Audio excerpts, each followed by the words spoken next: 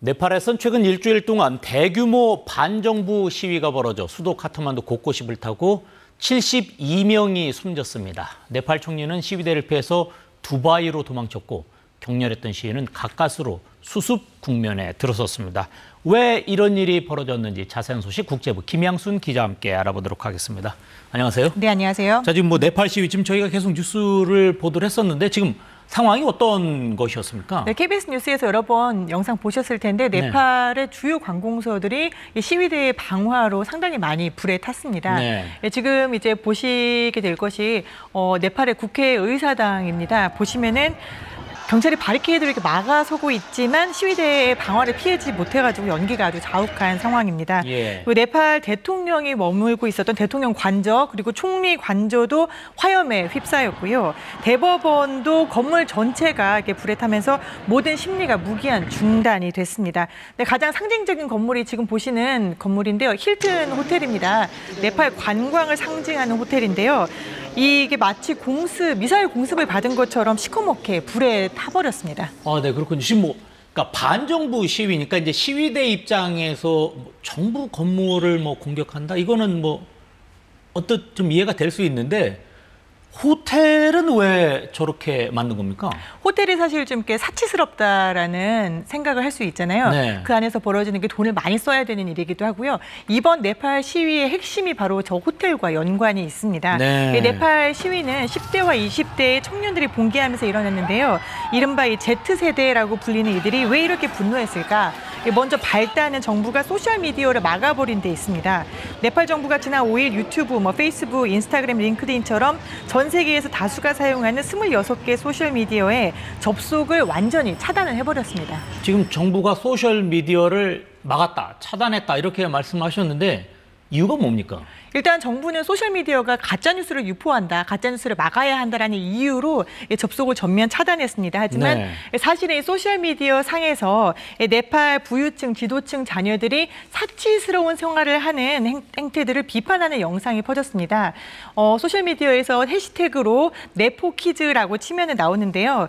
태어날 때부터 금수저를 물고 태어나서 능력이 아니라 족벌주의로 기득권을 누리는 이 자녀들을 일컫는 말입니다. 누구는 학교도 제대로 못 가는데 누구는 하버드를 나오고 또 호텔, 방금 보셨던 그 힐튼 호텔에서 파티를 하고 또 수천만 원어치 선물을 받는다. 이게 누구 돈으로 하는 걸까요? 불공정에 분노한 네팔 젊은이들이 SNS에 모여들었는데 네팔 정부는 자신들, 고위직의 자녀들이 비난을 받고 있는 영상 확산을 차단하기 위해서 SNS 차단이라는 게 말도 안 되는 방안을 실행을 한 거죠. 그럼 지금 이 Z세대가 분노한 것은 이런 소셜미디어를 막았다. 이런 것이 중점에 있는 것이 아니라 불공정과 부패 이런 부분에 대해서 분노하고 있다는 거군요. 정확하게 맞습니다. 시위 참가자들 얘기 먼저 들어보시죠.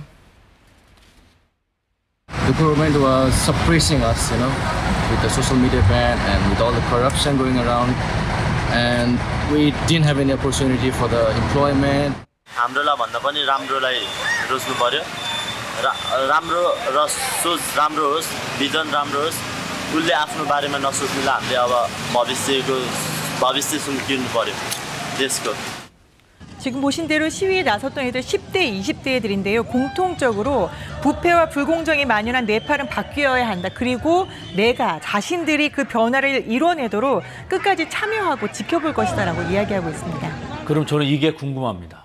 도대체 네팔에서는 어느 정도의 불공정, 부패가 있었길래 저렇게 많은 국민들이 정부 건물을 공격하고 이런 일이 벌어지는 겁니까? 그렇죠. 네팔은 오랫동안 왕정 국가였습니다. 그런데 이제 왕당파와 왕정을 없애기 위한 반정부군이 싸우면서 오랫동안 내전을 해서 2008년도에 왕정이 폐지가 됐어요. 그리고 나서 이제 공산당을 비롯한 연립 정당들이 돌아가면서 이제 정권을 잡아왔었는데 이 문제는 네팔에도 인도의 카스트 제도 같은 게 있습니다. 이 카스트 제도는 폐지가 됐지만 그 악습은 아주 오랫동안 남아서 소수의 우리가 알고 있는 성직자 계급의 불화만, 그리고 군인이나 공직자 같은 크샤트리아 같은 소수의 계급들이 권력과 부를 독점하고 이를 세습해오는 제도가 남아 있었습니다. 그러다 보니까 이들의 자녀들은 뭐 힐튼 호텔에서 매일같이 식사를 하고 파티를 하고 좋은 학교에 가고, 그리고 뭐 IT 기업을 만들고 전 세계적인 IT 총수들도 만나고 있었지만 다른 사람들은 그렇지 못했다는 거죠. 근데 2024년 말 기준으로 봤을 때 네팔의 청년 실업률이 20.82%, 즉 5명 중에 1명이 실업 상태에 놓여 있었습니다. 네. 국내에는 일자리가 없으니까 당연히 해외로 많이 나갔겠죠. 네팔의 전체 가구 중에서 23.4%, 즉 4집 중에 1집은 해외로 일을 하러 나가서 이주 노동을 하는 그런 상황이었습니다. 네. 그래서 네팔 전체 GDP에서 22%가 이 해외에 이주 노동자들이 보내는 돈, 즉 22%가 그 이주 노동자들의 돈이었던 거죠. 하지만 네팔 젊은이들은 우리는 취업도 못하고 해외에 나가서 돈을 벌어오고 있는데 이 세금은 도대체 누구에게 돌아가는가, 그 세금으로 그 자녀들이 호의호식하는 거 아니냐라는 불만이 퍼져왔던 겁니다. 네, 저는 이번 시위에서 또 이해가 되지 않는 거가, 저렇게 국민들이 분노하고 Z세대들이 저렇게 많이 문제점을 제기하면 정부 지도자들은 그들과 이야기해서 이 문제를 해결하려고 해야 하는 것이 저는 상식적이라고 보는데, 여기에선 도망을 갔네요.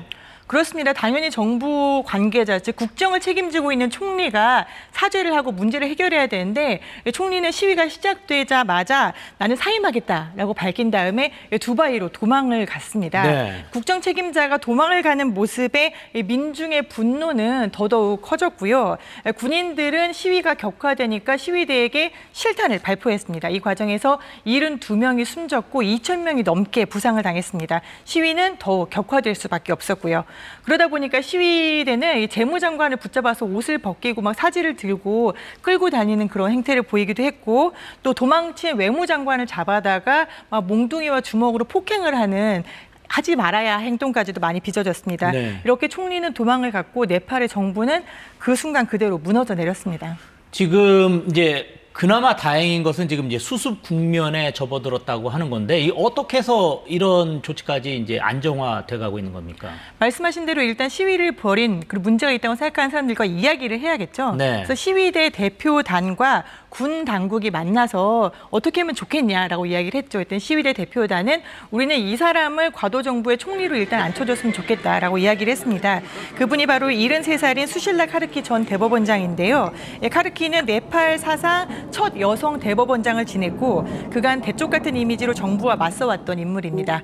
카르키 총리는 부패를 근절하고 경제적 평등을 실현하기 위해서 노력하겠다라고 밝히면서 청년층이 지지해온 청렴한 사람들로 일단 내각을 구성하고 내년 3월에 선거를 치르겠다라고 이야기했습니다. 네, 알겠습니다. 오늘 여기까지 듣도록 하겠습니다. 지금까지 김양순 기자와 함께했습니다. 고맙습니다.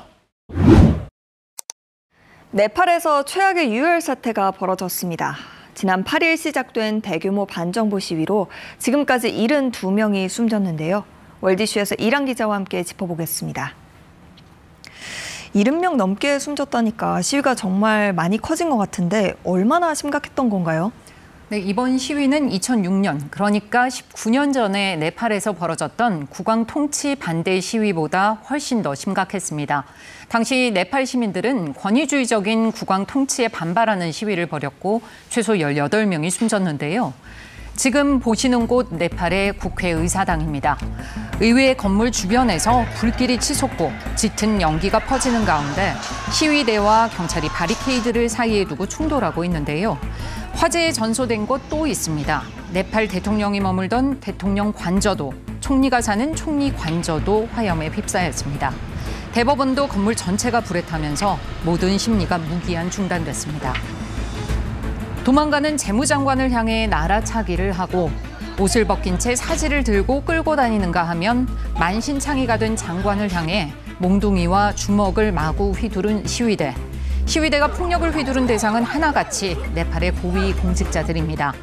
파우델 재무부 장관, 데오바 외무부 장관 등이 크게 다쳤는데요. 곳곳에서 분노한 시위대와 이를 막으려던 공권력이 부딪히면서 최악의 유혈 사태로 번졌습니다. 결국 72명이 숨지고 1,500명 넘게 다쳤는데요. 여러 교도소도 습격을 당해서 수감자 수천 명이 탈출하기도 했습니다. 그야말로 정말 아비규환이었군요. 근데 시위대가 이렇게까지 분노한 데는 그만한 이유가 있겠죠? 네, 분노한 시민들이 거리로 쏟아져 나온 건 지난 8일인데요. 발단은 소셜미디어 금지 조치였습니다. 네팔 정부가 지난 5일 유튜브와 페이스북, 인스타그램 등 우리가 알만한 SNS 26개를 접속을 차단했습니다. SNS 접속을 갑자기 차단한 것도 황당한데 그 이유도 못지않게 황당합니다. 부패한 정치인들의 자녀, 이른바 금수저들이 SNS에 사치스러운 생활을 하는 걸 과시하는 영상을 올렸는데요.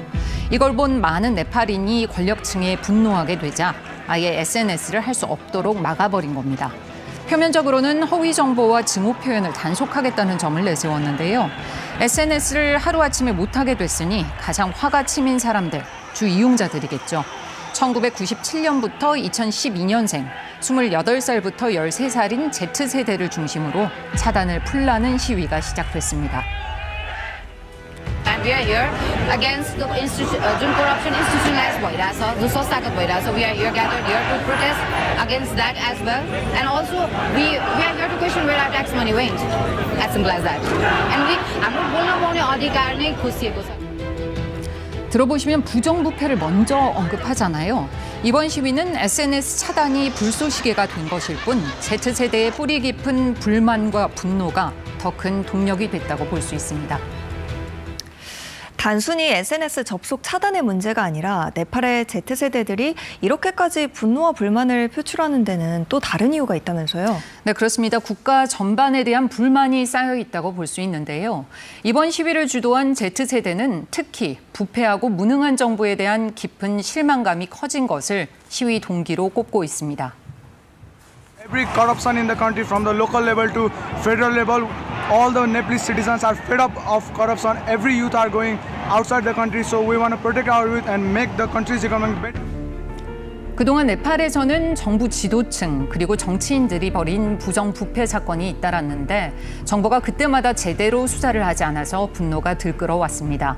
또 지난해 15세에서 24세 청년층 실업률이 20.8%로 집계됐는데 세계 평균 13.6%보다 높은 수치거든요. 부정부패가 만연한 사회, 빈부격차가 극심한데 경제적 기회마저 박탈당한 청년들. 그들은 결국 거리로 나서는 것 외에는 달리 방법이 없다고 느꼈다는 겁니다. 참다 못해 시작된 시위는 네팔 정부의 통행 금지령에도 여러 도시로 빠르게 확산했습니다. 이런 상황이면 시위대 분노가 쉽게 가라앉지 않을 것 같은데 현재 상황은 어떻습니까? 네, 일단 반정부 시위는 소강 상태에 접어들었습니다. 임시 총리가 임명됐고 네팔의 Z세대 요구를 실현하는 데 최선을 다하겠다고 약속하면서인데요. 시위가 유혈 사태로 격화되자 네팔 정부는 9일 바로 SNS 접속 차단을 풀었습니다. 또다시 반나절 만에 올리 총리가 자리에서 물러났는데요. 하지만 성난 시위대는 물러설 기미를 보이지 않았습니다. 결국 시위대의 추천으로 수실라 카르키 전 대법원장이 임시 총리직을 맡게 되면서 진정세로 돌아섰는데요. 네팔 최초의 여성 대법원장 출신으로 강단이 있는 판결과 부패에 대한 강경한 입장으로 대중적인 지지를 받는 인물입니다. समूहले मागेको कुरा के हो भने भ्रष्टाचारको अन्त्य, सुशासन, गुड गभर्नेन्स र एउटा समान आर्थिक समानताको कुराहरू. 카르키 총리는 이미 네팔의 Z세대가 선호하는 인물 3명을 장관으로 임명했습니다. 또 6개월의 임기를 지키고 차기 총선과 내각의 권력을 이양하겠다고 밝혔는데요. 내년 3월에 총선을 치르기로 하면서 네팔은 정상화를 위한 첫발을 내딛게 됐습니다. 네, 월드이슈 이랑 기자와 함께했습니다. 잘 들었습니다. 네팔의 반정부 시위가 소강 상태에 접어들었습니다. 2주 만입니다. 통행 금지는 해제됐고 교통편도 정상 운행되고 있습니다. आज बसमा गएर अहिले 11 बजे आएर चाहिँ तपाईको बसबाट हिँड्ने भन्ने कुरा भइरहेको त्यति नै हो. जे होस् गाडी चल्छ मजाले जान्छ. अब चाहिँ त्यस्तो कुनै पनि प्रब्लम छैन भन्नु पर्यो. 네팔 정부는 시위대의 요구에 따라 대법원장을 지낸 수실라 카르키를 임시 총리로 임명했습니다. 네팔 최초의 여성 총리가 된 카르키는 부패 척결과 국가 재건 등을 약속했습니다. समूहले मागेको कुरा के हो भने भ्रष्टाचारको अन्त्य, सुशासन, गुड गभर्नेन्स र एउटा समान आर्थिक समानताको कुराहरू. 포델 대통령은 카르키 총리의 권고에 따라 하원을 해산하고 내년 3월 총선을 실시하겠다고 밝혔습니다. 정부의 소셜미디어 차단에 항의하며 시작된 이번 네팔 시위는 부패 척결과 경제적 불평등 해소 등을 요구하는 젊은 층의 호응 속에 전국으로 확산했습니다. And if Nepal चाहिँ corruptionless भयो भने we have a lot of potential Hahn like the country develop हुने. 하지만 경찰의 강경 진압에 맞서 정부 건물과 주요 인사 자택에 대한 방화가 이어지며 시위 기간 70여 명이 숨지고 2천여 명이 다치는 등 희생은 컸습니다. 혼란을 틈타 교도소에서 수감 중이던 12,000여 명이 탈옥해 아직 잡히지 않았습니다. 정부는 이번 시위로 사망한 시위대의 유족에게 100만 루피, 약 987만 원의 보상금을 지급하겠다고 밝혔습니다. KBS 뉴스 박석호입니다.